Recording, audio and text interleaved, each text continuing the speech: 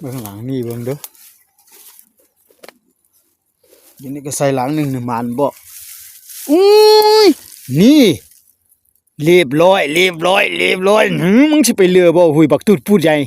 เอาแล้วเบิ่งค่อยๆพี่ให้เบิ่งค่อยๆพี่ให้เบิ่งนี่นี่โอ้ดำอึกคึกพี่น้องเอ้ยหุยนี่เห็นบ่น้อพี่น้อง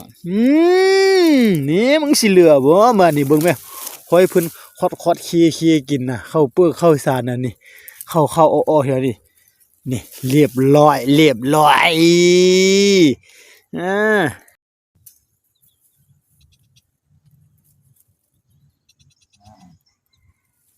บักเทิกจ้าเอเรียบร้อยอู้บักตุดปุ่นไงเต็มสองมือนี่เอาพี่น้องไงค่อยมือนี่พี่น้องเห็นบ่นี่อ้ายคักสองเต็มตูงามสวยมือนี่ได้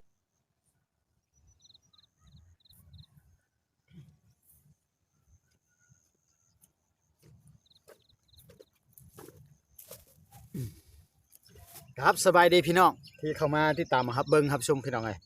สรุปผลงานยามกบตอนเช้านะประมาณ9หลังแฮวลั่นหลังเดียวลั่นฟาวผลงานเก็บกับ6หลังพี่น้องแต่ว่าเบาจันเก็บ2หลังแล้วนี่เยอะหั่งพึ่งพี่น้องเยอะหั่งพึ่งนี่หั่งพึ่งแต่ว่าตามด้วย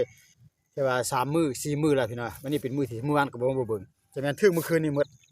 ได้บักแอบใหญ่ละ2มื้อนี้นะนี่ไปเบิ่งแต่หางพี่น้องเอ้ยสุดยอดนี่โอ้